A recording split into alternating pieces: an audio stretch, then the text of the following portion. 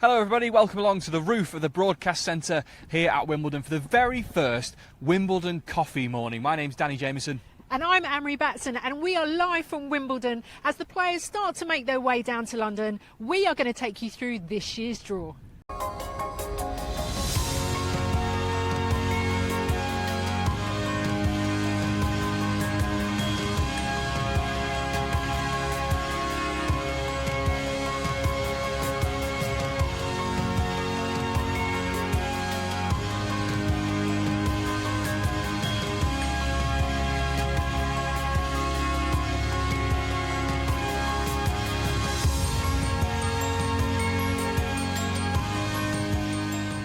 Now, the seedings this year has generated a lot of discussion on social media. So how does the seeding system work and why is it so important?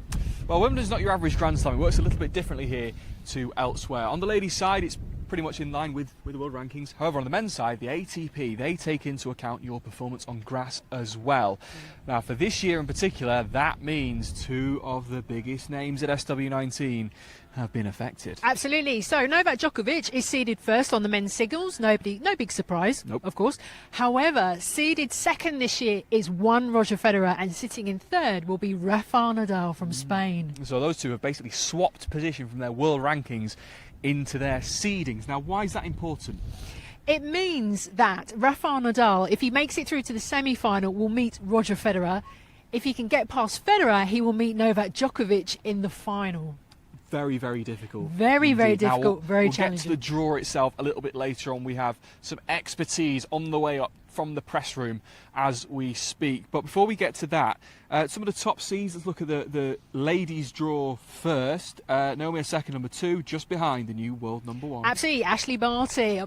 I can't imagine what's going through her mind right now, just having won at Birmingham, the new world number 1, and seeded number 1 here at Wimbledon. Is going to be a fascinating encounter to see her play for sure. Saw her out on the practice courts yesterday. She looked very relaxed, I have to say. Absolutely. Now on the gentlemen's side, we've sort of touched on the top seeds. There's a bit of British interest, though. Kyle Edmund. There is, yeah. Not the easiest little quarter of the draw, though. No, so he seeded 30th this year, and he will be plating João Muner in the first round, which is going to be quite an interesting encounter. Let's see how he plays, because we know he's got a slight knee issue with him. But also we've got Dan Evans in the draw as well. Cameron Norrie's in the draw. So let's see how well the Brits do this year. All of the Brits almost were all... Fingers crossed. They were all drawn together within about 6 picks of one another. On the ladies' side, a bit more British interest. Joe Konta. Joe Konta, yes. Drawing a qualifier, which is always nice. Yeah, Anna Bogdan she'll be meeting in the first round. And then Heather Watson and Katie Swan as well. They're also meeting world qualifiers in their draws as well. Which is nice. Now, there's a few wildcards that is worth mentioning. Chief among them, probably Marcus Baghdatis. The man is never going to retire, is he? No, he's he just keeps going playing. But yes, Marcus Baghdatis from Cyprus, he's been awarded a wild card as well. Indeed. Now, not only can you get a wild card to get into the main draw, you can also go through qualifying, and that is how I spent my Tuesday. You did, and you got to see a 15-year-old player yes. by the name of Corey Goff from the States. How was she? Unbelievable. Like it baffles my mind that someone at 15 can be so composed on such a big stage. The qualified down in Roehampton, it's loads of pretty small courts. You can mingle and watch as much tennis as you like, but there's some big names down there as well. Sabine Lisicki, who's another one that we saw on Tuesday. She won her first round match.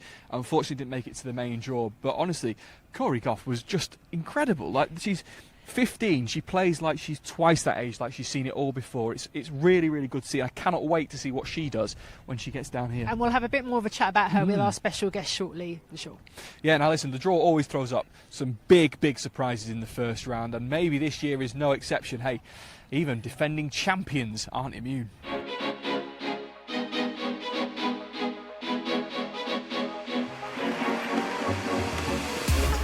the first big shot of the championships.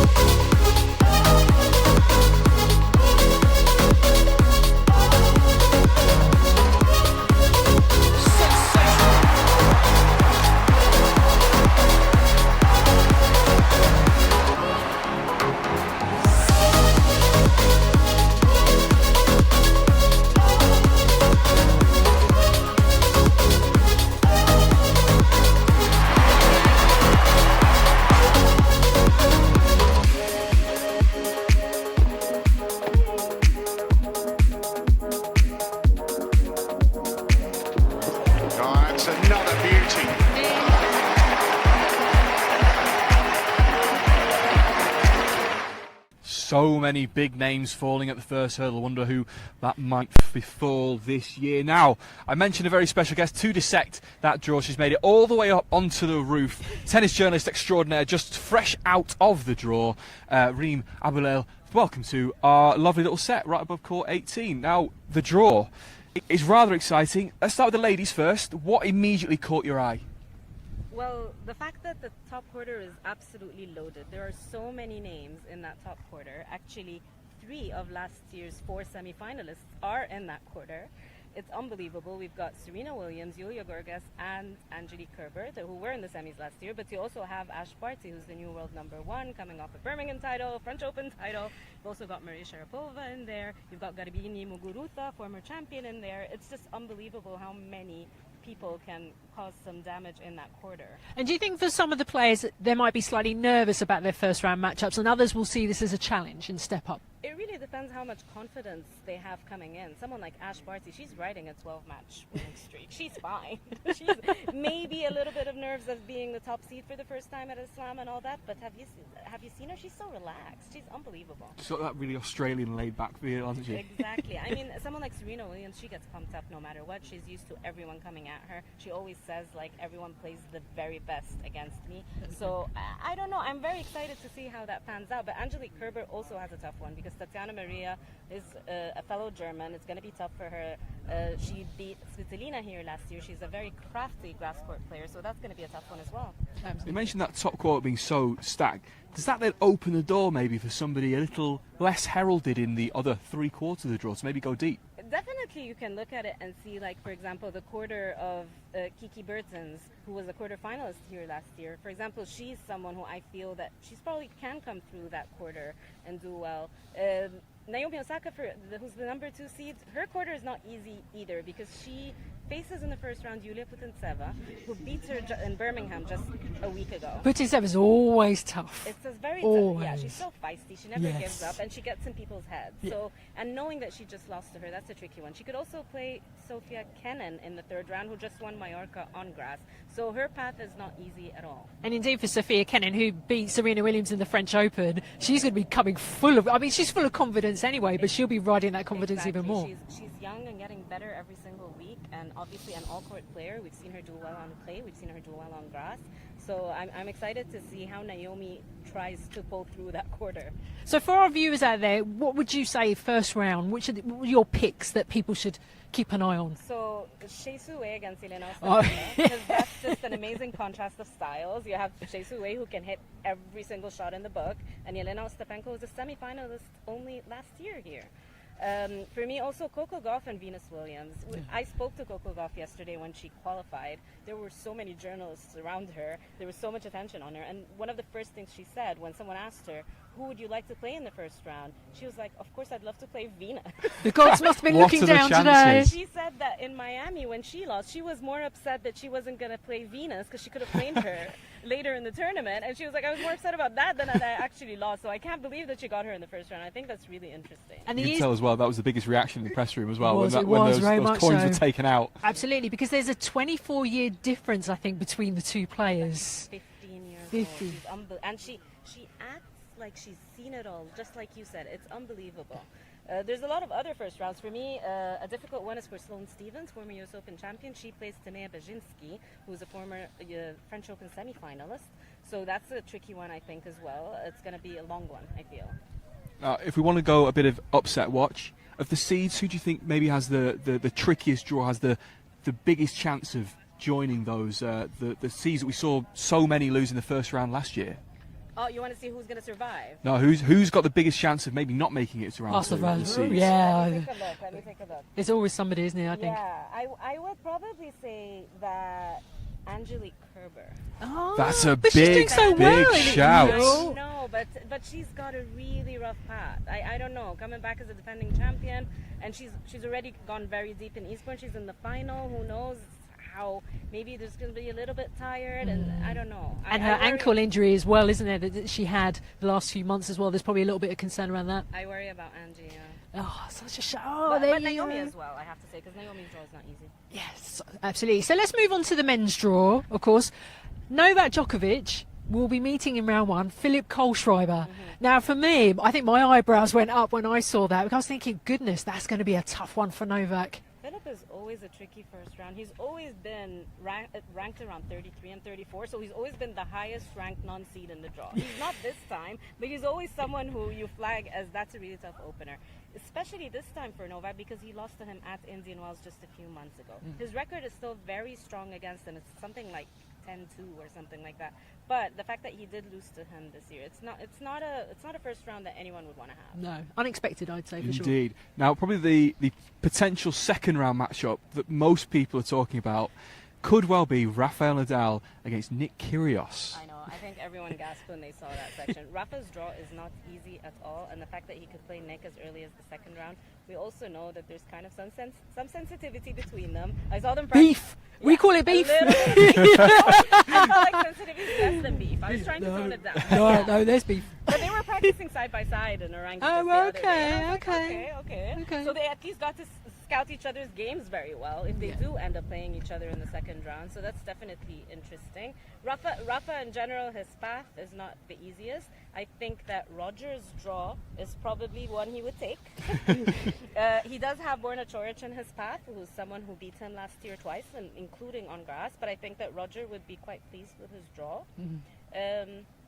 We mentioned earlier that Rafa Nadal could meet Novak Djokovic in the final. He could, or even before that, not getting ahead of ourselves, he could meet Roger Federer in the semi-final. I mean, it just... He could have even Joe Tsonga in the third round. Which, yeah, It's exceptionally not difficult. easy at all. So let's talk about the Swiss master, Roger Federer. He's going to be meeting in the first round Lloyd Harris from South Africa. Good luck, Lloyd. For sure. And then could possibly meet Britain's Jay Clark in the second round, which is exciting for us Brits. Yeah, I think even for Jay. I mean, everyone, at the end of the day, it's a big opportunity. It's probably going to be on center court. For Jay to possibly play on center court here at Wimbledon is probably amazing. For him. It's a huge opportunity. Let's look at a few of the next gen players. Stefanos Tsitsipas. Is a lot of people are sort of picking him to maybe go deep, do some damage at this tournament. Is the draw helping him out at all? Well, Stefanos is with Novak Djokovic in the same quarter, and there's also Felix Auger-Aliassime. Yeah. And Stefanos just lost to Felix, and he's never beaten him, actually, not in the juniors, not now. And he always says that he's such a tough opponent for him. So I would be very curious to see how that quarter pans out. I definitely think that Stefanos carries himself very well at the majors now. We've seen him make the semifinals in Australia, beating Roger en route. We've seen him even play an amazing 5-setter against Stan Wawrinka in the French Open. So he does. When you see him around the grounds, he's so serious. I see him walk just before he steps on court for practice. He's already got his game face on. He's very serious for someone his age. He's very serious about his tennis. And he loves the grass. His game is tailored for the grass. He loves those diving volleys on the surface. He's really exciting. So let's focus on the British players. Johanna Konta, early exits from Birmingham and Eastbourne, but she's not worried. She's coming off having a successful French Open run. How do you see her chances this year at Wimbledon? I think maybe some pressure is off of Jo having done really well in Paris. I think she really needed that, and I think she's going to do well. I watched her in the match she lost to Onstrabur in Eastbourne, and after that she said, I didn't do anything wrong. I was just playing someone who was playing lights out tennis. So I think she's feeling good about her game. I think that there's always a little bit extra pressure on any home favorite, at a tournament. But I definitely think that she proved to everyone. I think she already knew that she was good on all surfaces, but now she's proven it to everybody. So yeah, I think she's going to have a little bit less pressure than usual here. Brilliant. On the gentleman's side for the Brits, I mean, 3 of them came out, as we were saying, within like 6 picks, so they're all could potentially play each other. Is there anybody who maybe catches your eye, someone who could surprise a few people outside of Kyle Edmund? I'm not really sure. No. We just need a bit of hope. Andy's not here. We need some hope, Reem. You guys do enough of that. No. No. That's all right.